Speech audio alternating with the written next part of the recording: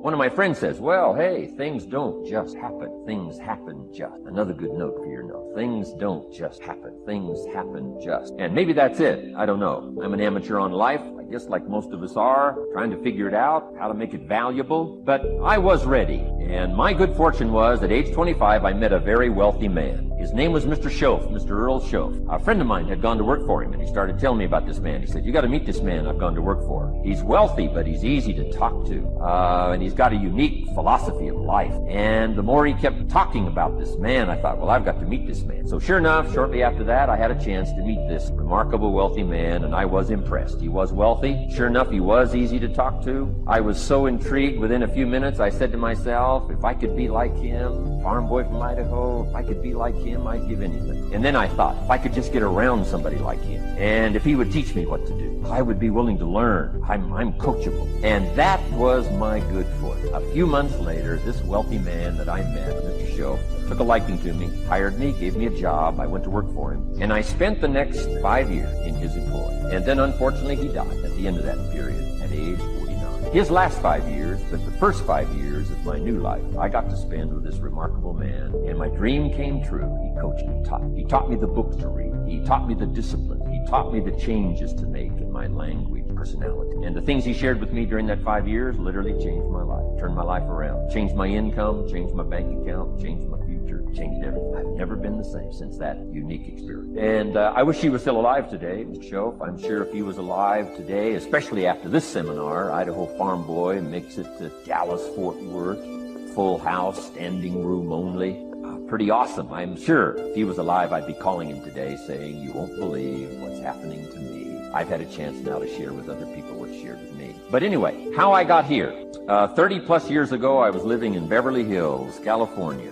And one day a friend of mine, businessman friend, said, Jim, I'd like to have you come and share your story with my service club that I belong to, the Rotary Club. He said, I know your story, Idaho Farm Boy makes it to Beverly Hills. But he said, I think my club members would love to hear your story. He said, if I arranged one of our breakfast meetings, would you come tell your story? Just share a few thoughts. I said, okay.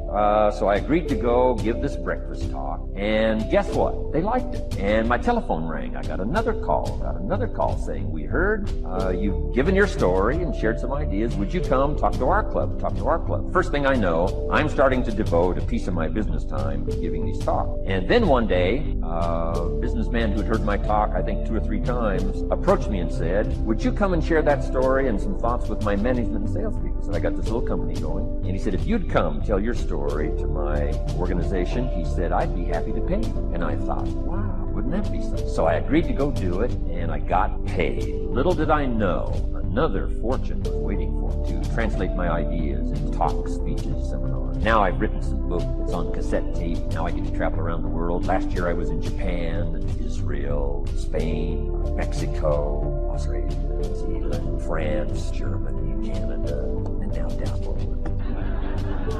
Idaho Farm Boy gets to travel around the world and share his story, and here I am today. And I used to say, looking at the beautiful mansions that she used to clean, I would say, Mama! She said, what is it, boy? When I become a man, I'm going to buy something like this for you. I'm going to buy you a home one day. She said, oh, Leslie, you don't have to do that. I said, I know, Mama, but I want to. I'm going to one day. And she didn't know, and she was curious, where was I getting those thoughts from? I used to work and take care of Mr. Sidursky. He was a very demanding man, very meticulous guy. He would say, Leslie, I said, yes, sir, come here. Yes, sir, you did not clean this ashtray. I'm sorry, sir, I do apologize. And I'd clean the ashtray. Look at this dust here. Look at this dust. I'm sorry, sir. Now, what Mr. Sidursky did not know was that I deliberately didn't clean certain things because I wanted him to call me into his office. Because when he was in his office, he would listen to motivational messages by a guy by the name of Earl Nightingale. It's a series called The Strangest Secret in the World. We become what we think about. All of us are self-made, but only the successful will admit it.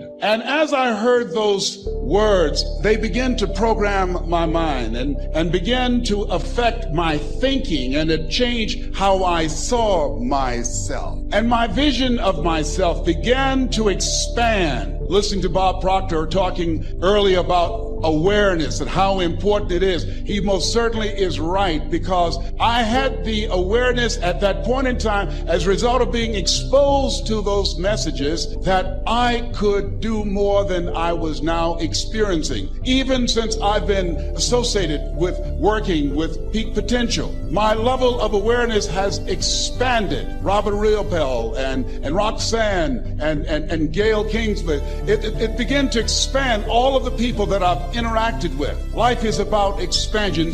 Expansion.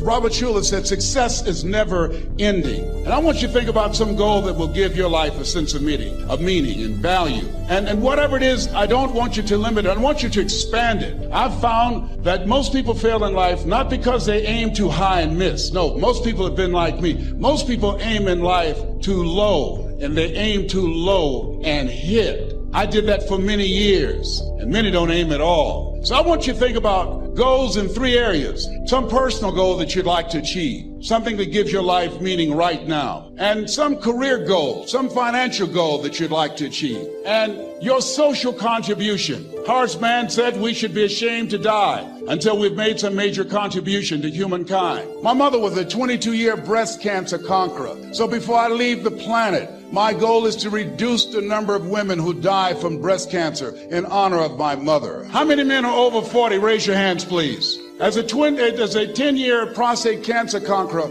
my goal is to decrease the number of men who die from prostate cancer, encouraging you to get your PSA test if you haven't done so, or your digital rectal examination. And I'll be glad when they can check our prostate by looking in our ears. It's gotta be a better way. I'm turning red as I talk about it, but you can't see it. They that sow in tears shall reap in joy. And then he says, he that goeth forth and weepeth, bearing precious seed, shall doubtless, that's the word, doubtless. He didn't say you might come forth with rejoicing. He said you will doubtless come again with rejoicing. Look at this. You left bleeding, you left weeping, you left suffering. He said, but when you come back, you're going to be bringing your sheaves with you, pressed down, shaken together, and running over. They came back better than they left.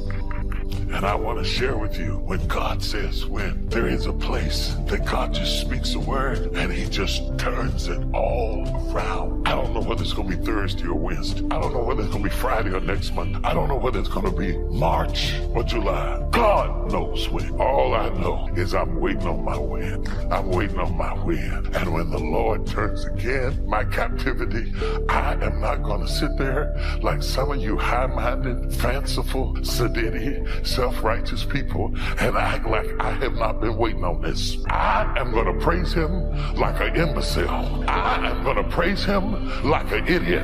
I am going to dance like I lost my mind. I am going to take my glasses off and shake my head like I'm in a rock band. I'm going to walk the floor and dance and praise the Lord. I am going to be a fool for the Lord, because anybody who's been through what I've been through, I earned the right to make some noise. I am going to get on your nerves. I am going to shout the shout of victory. I am going to lift my voice like a trumpet. I am going to shout unto God. I earn the right to praise him. I earn the right to laugh all you want to. But until you've cried like me, you can't shout like me. Until you suffered like me, you can't rejoice like me. Until you've grown like me, you can't dance a victory like me. Type it right now. I earn this praise. I earn this praise. You can roll your eyes all you want to. You can talk about me if you will. You can send a text out. You can write a blog. But I earn this praise. I earn this blessing. I earn this car. I earn this house. I earn this smile. I earn this life. I earned it. I earned it. I earned it because I was faithful when I was hurting, and because I held on when I was bleeding. I ain't gonna let nobody talk me out of my praise.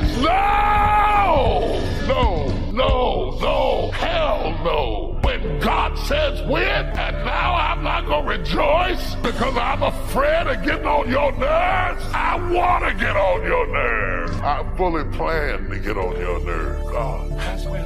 He has a win. He has a win that's got my name on it. He has a win that's already established. And I want every devil to know, you can't keep me in captivity.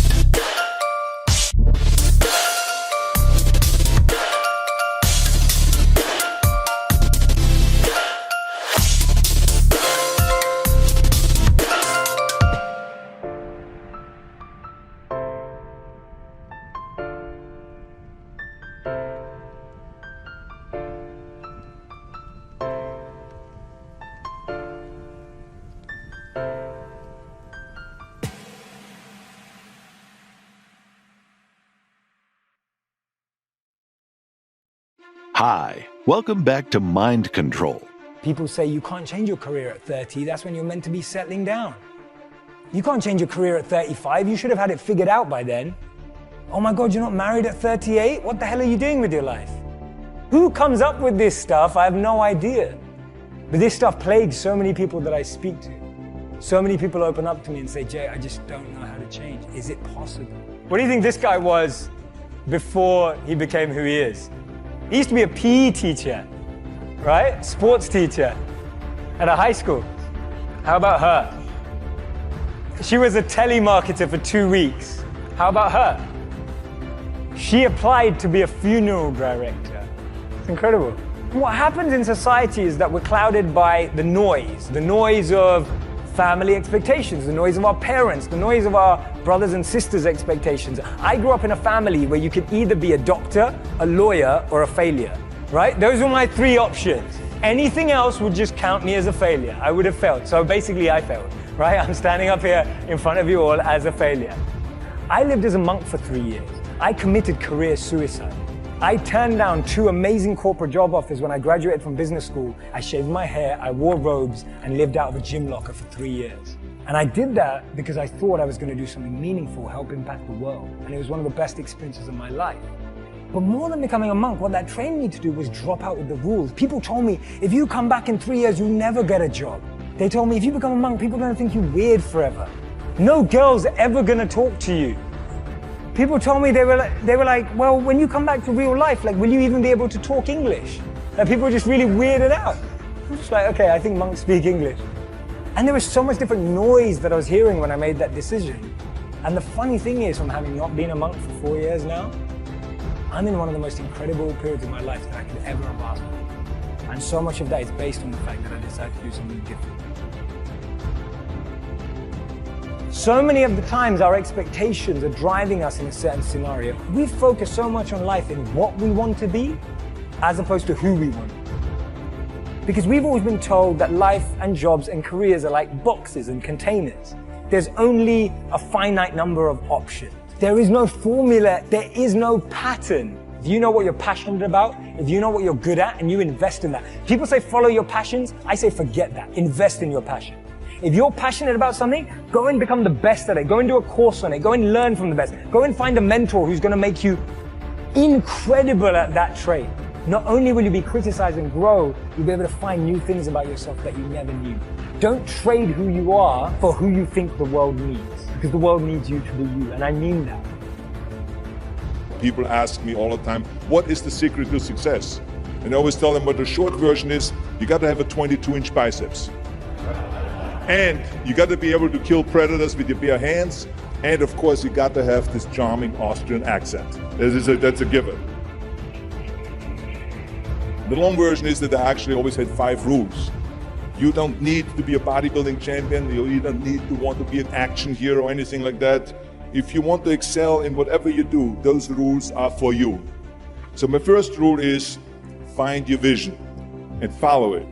If you don't have a goal, if you don't have a vision, you just drift around. You're not going to be happy. I grew up after the Second World War. Austria, right along with Germany, lost the Second World War. There was, of course, depression. There was a terrible economic situation. I wanted to get out of there. I wanted to escape. And luckily, one day in school, I watched a documentary about America. I knew exactly that is where I wanted to end up. The question was just, how do I get there? How do I get to America? No one had the money to travel or anything. But one day I was fortunate enough to see a bodybuilding magazine. And on the cover was this very muscular guy. Mr. Universe becomes Hercules star. His name was Reg Park. I read the article as fast as I could, learning about how he grew up in Leeds in England, poor, and how he trained 5 hours a day, every single day, and trained and trained and trained, and then he finally became Mr. Great Britain. And then became Mr. Universe. And then he won a second Mr. Universe title and a third Mr. Universe title. And then all of a sudden he landed in Rome in Cinecittà doing Hercules movies. And as I read, I became more and more certain.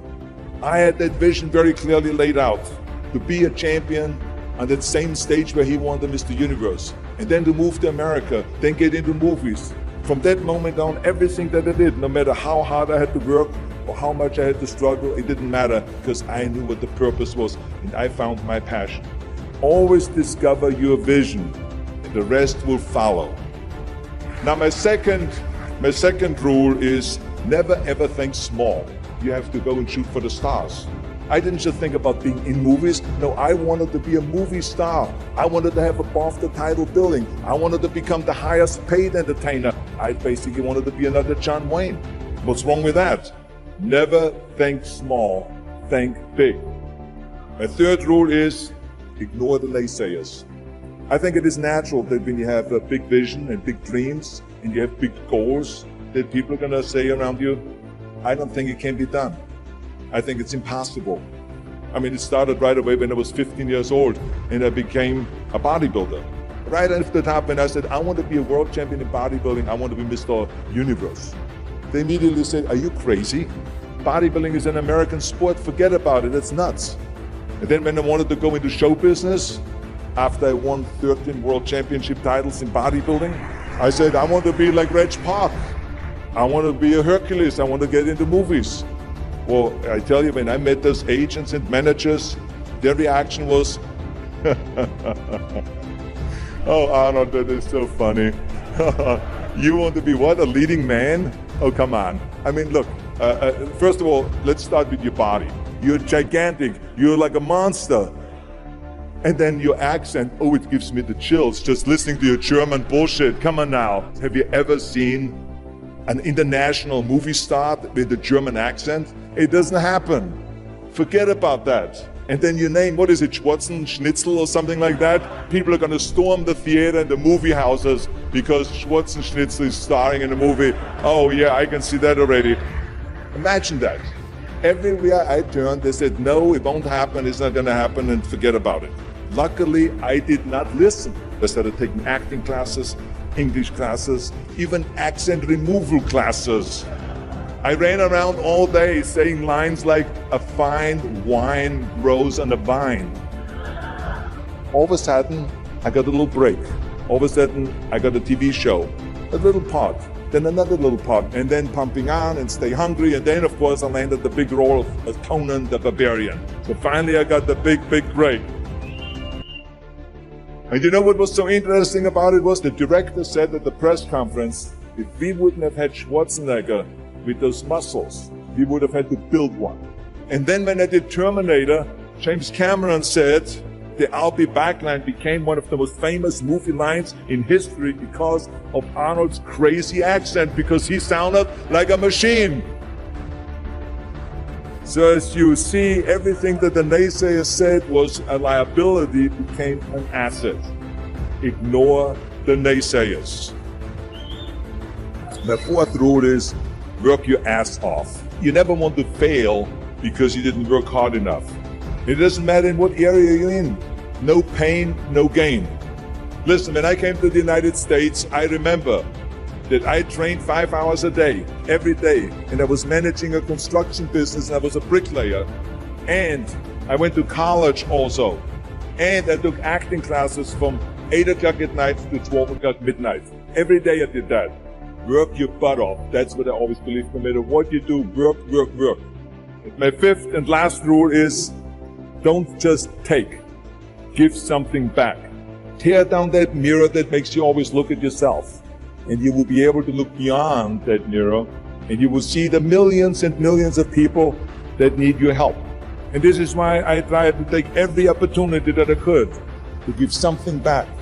I started training Special Olympians. I started after-school programs for the most vulnerable children, for inner city children, to make them be able to say no to drugs, no to gangs, and no to violence. We all can create change, whether it is in our neighborhood or in our local schools, because the bottom line is, it is up to us. Have a vision. Think big. Ignore the naysayers. Work your ass off and give back and change the world. Because if not us, who? If not now, when? Do you have the emotional maturity, the EQ, emotional quotient, to go through the highs and the lows of what it takes to be successful?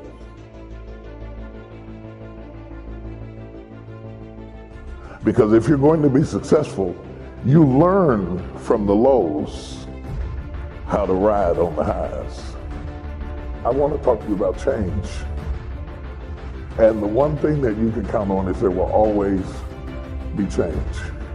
And if you don't plan on the change as a leader, that will determine how successful you are. Whether it is good change or bad change, there will always be change.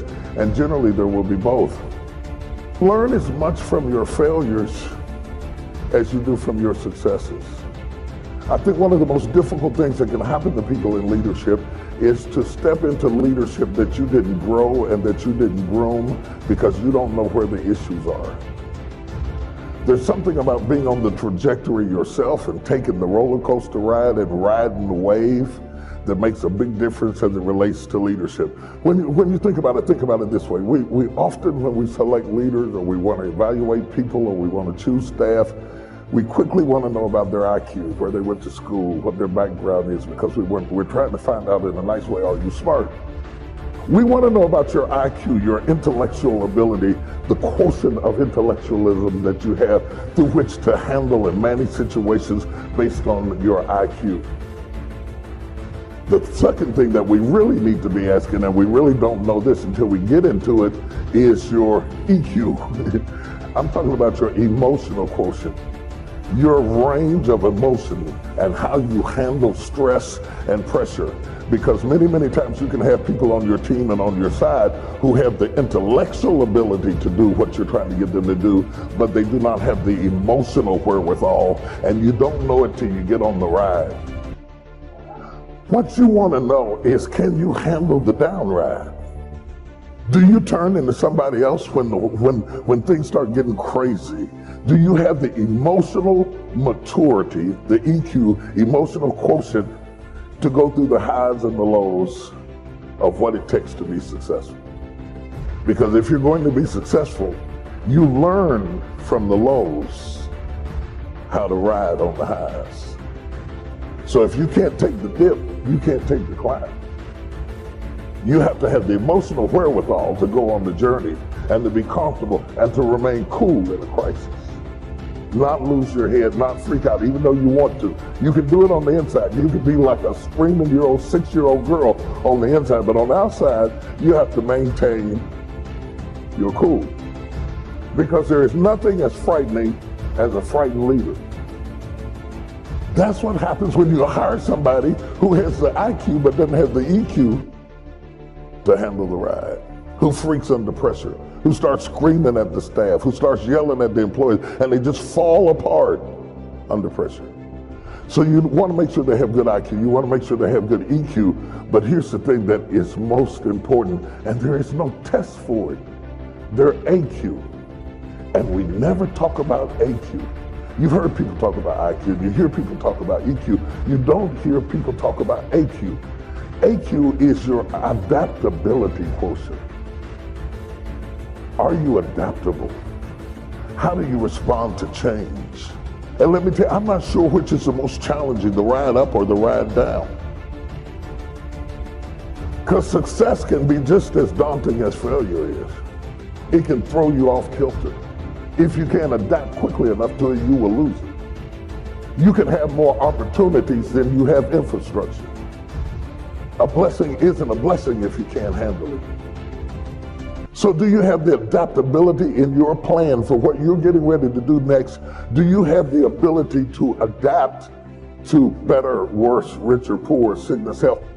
You could be praying to win something that you can't handle if you get it.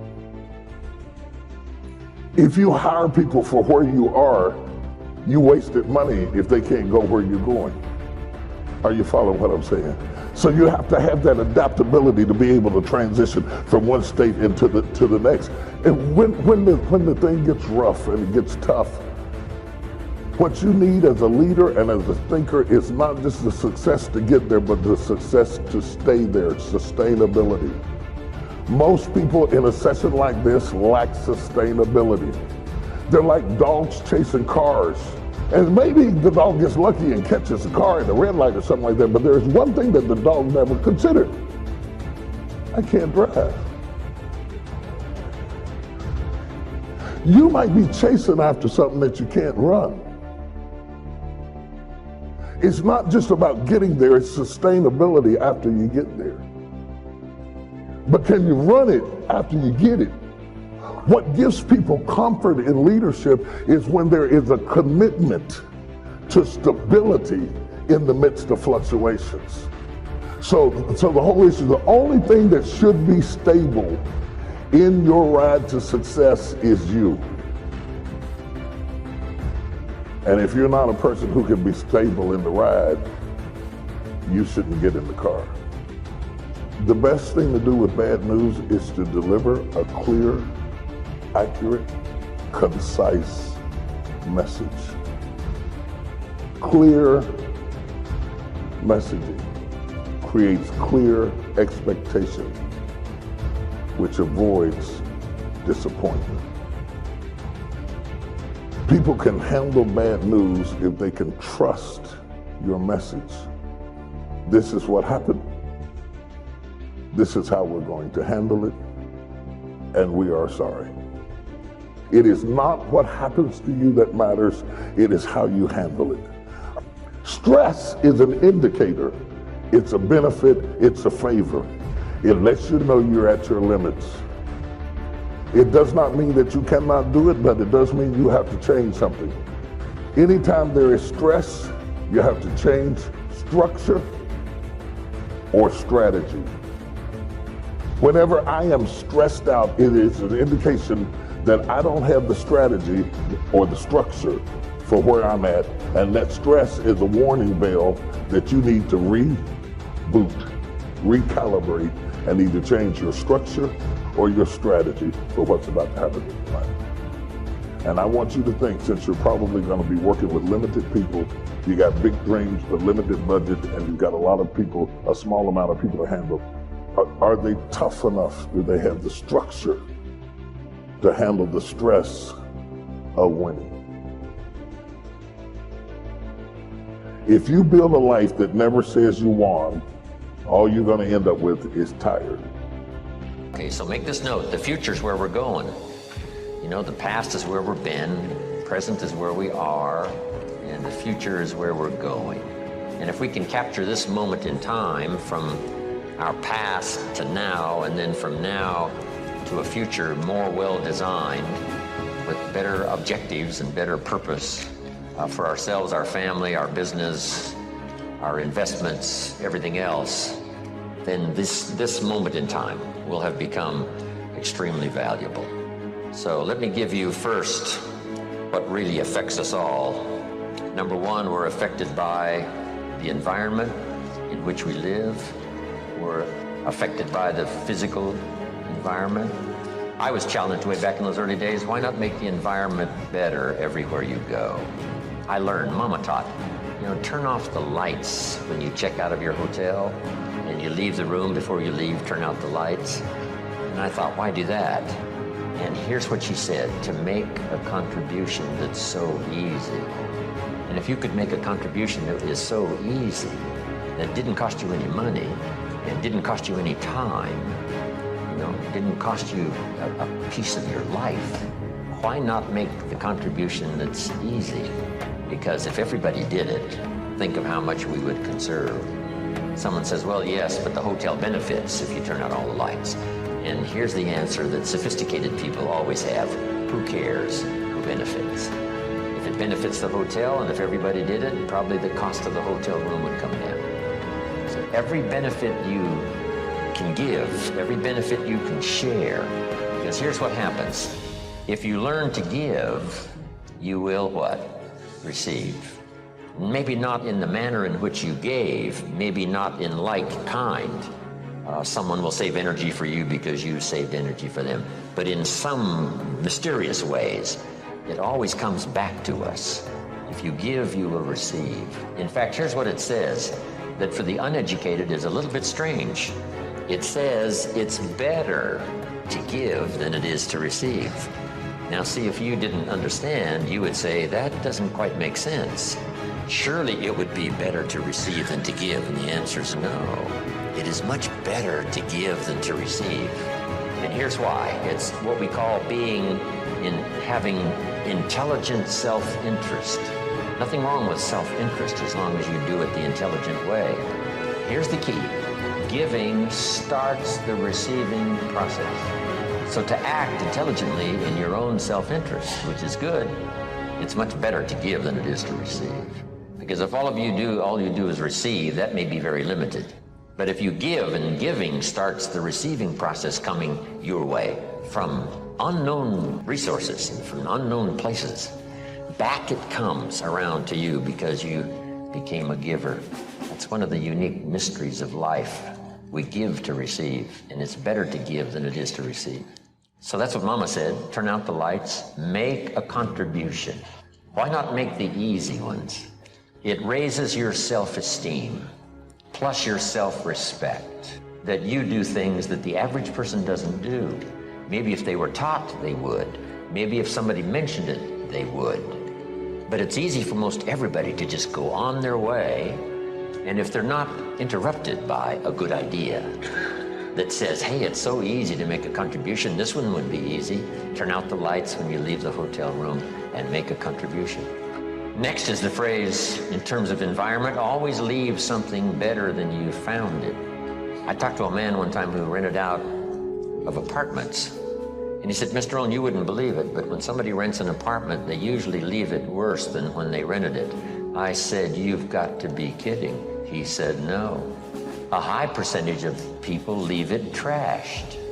If they stay 6 months or stay 1 year, they leave it trashed. Why would anyone do that? Mama said to me, no, leave it what? Better than you found it. See, that's just a commitment to your own self-esteem. And why not do it if it makes a contribution to your self-esteem? It's called intelligent self-interest. Self-interest says, I wish to be ruler over many. And intelligent self-interest says, I understand how to do that. Be faithful when the amounts are small. If you'll take care of the few, we will someday give you a position of very high importance over many. But if you don't be disciplined when the amounts are small, why would we trust you when the amounts are large? Why would life give you a fortune to manage if you couldn't manage the gifts of a few? Interesting philosophy to consider. Your own self-interest leaves the contribution. Doing things that most people don't do. If everybody did it, what a different country we would have. But it doesn't really matter. You say, well, if everybody's going to do it, why shouldn't I do it? And the answer is for your own dignity and for your own self-esteem. You do things that most other people allow themselves to do that you don't do. So when I talk about the environment, now we're affected by the political environment and the social environment, and we're affected by the economy environment. All of us are persuaded in one way or another to live like we live. Here's a good word to jot down, association. Be very careful of your associations. Here's what we've discovered. People that are around people that spend all they make, chances are excellent, what? They spend all they make. It's just part of that association. Once you're sort of in it, you sort of do what everyone else does. So here's the key to association. Number one is limited association. Some people you can spend, a few hours with, but not a few days. Some you can spend a few days, but not a lifetime. Some you can spend a little time, but not a lot of time. Limit your associations because of the influence. All of us have to be around people, that have a variety of their own, beliefs and what they do that influences us or is there. It's in our presence wherever we go. But here's the whole key. Some of it's limited association. Here's the next one. This one is kind of severe, and that is discontinue association. Sometimes you have to say in an association, is it causing me more harm than good? And sometimes the time finally comes where you have to part ways just because the association is not to your benefit, for the rest of your life. And then here's the one you've engaged in this weekend, expanded association. Get around people who have good ideas to share. Get around people who have a good story to share. One of the great benefits of being here this weekend is a chance for all of you to meet each other. Share testimonials, share ideas, share your reactions to the what's been taught, to the ideas that's been presented.